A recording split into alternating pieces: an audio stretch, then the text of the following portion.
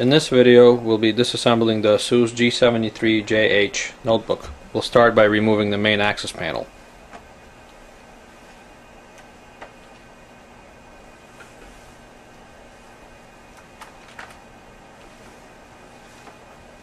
Under the access panel, there's a screw for the optical drive which needs to be removed.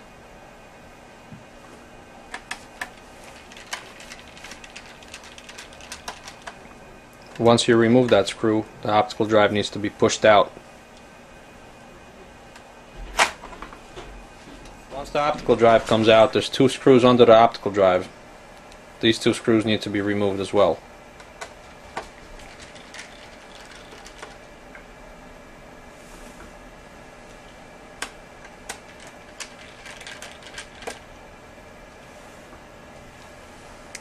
In the battery bay, there's also two small screws that need to come out.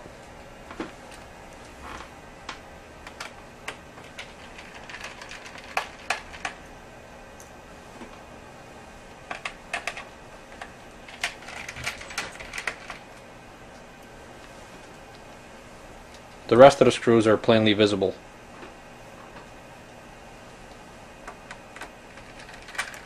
At this stage you should have 13 regular size screws and 4 small screws.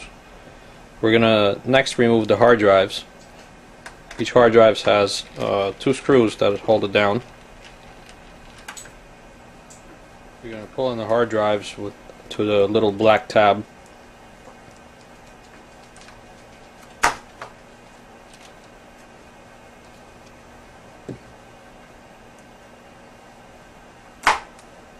Under the hard drive, there's an extra screw in each compartment.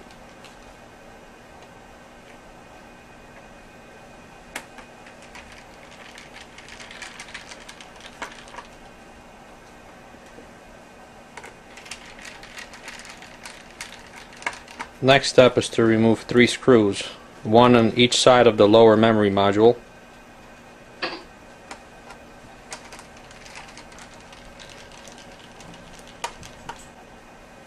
And one beneath the wireless card.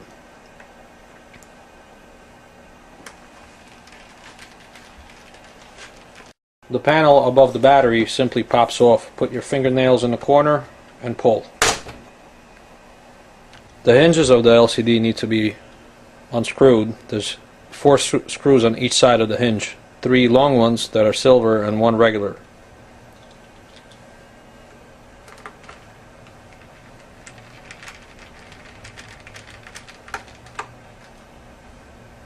After removing 4 screws on each side of the hinge, you're going to flip the screen over.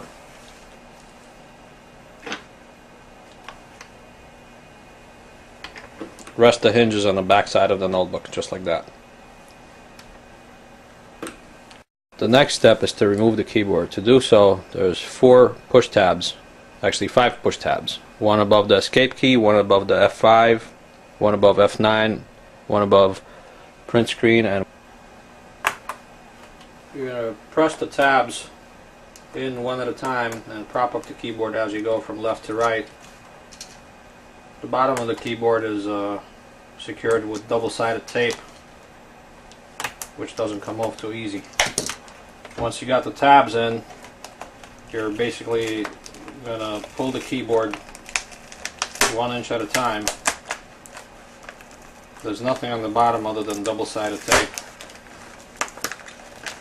and it's not easy to remove.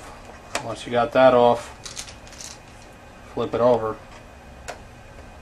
Remove this ribbon, that's for the LED backlit keyboard, and remove the wide ribbon for the keyboard. The keyboard will later have to be repaired, straightened out somewhat, and this part resealed. Once the keyboard is off, there's 4 screws beneath the keyboard. The regular size screws, they also need to come out. Next step is to remove more ribbons under the keyboard. They're secured with yellow tape. The yellow tape needs to come off.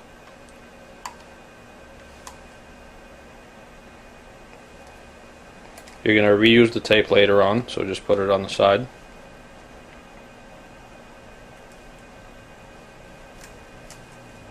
There's a latch, a brown latch on the ribbon that just flips over.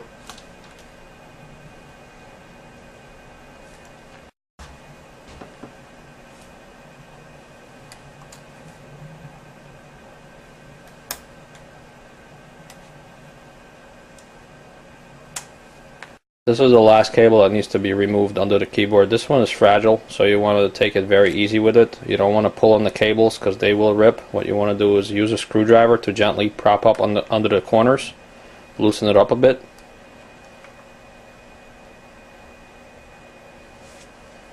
And then remove it. Remove the surface panel. All you have to do is peel it off. The bottom by the touchpad might be a little stiff. Just rip it off. There's no cables, there's no wires, there's no screws. Put it over on the other side. Be careful. There is a thermal pad right there. Make sure it's in place when you seal the unit. The underside of the top cover has your speakers, which are right there. And here's your touchpad here. To remove the motherboard, first take out the dummy out of the card reader. There are 3 screws that need to be removed.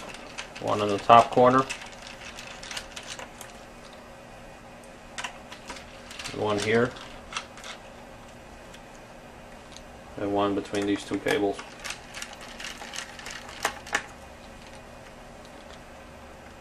This cable simply comes out like that. This cable comes out with a pair of tweezers, like that. There's 2 cables also on the bottom, one here and one here. This one has a tab that needs to be flipped over and then slides out. This one with a pair of tweezers. There's also a Bluetooth cable in the corner that needs to come out. To flip the motherboard over, all you have to do is remove 3 screws from the fans. 1, 2, 3. These are long, skinny silver screws. Don't mistake them for the hinge screws. They're not the same size. There's a piece of tape here that needs to be lifted in order to get to it. That's 6 screws out. To flip the motherboard over, it'll simply go from this angle over. To do that, you need to forcefully peel away the plastic that's over the video card port, rather VGA port, and then flip.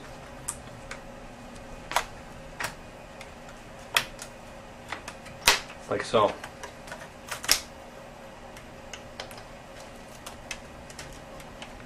This is the simple way to get to the CPU here.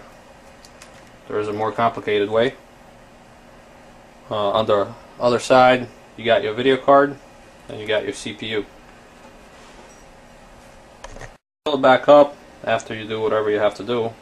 Same process. Put the heat sinks, align them where they go. Make sure the cables here on top are out of the way. And these cables are on the bottom, they're also out of the way. Peel back the video card port.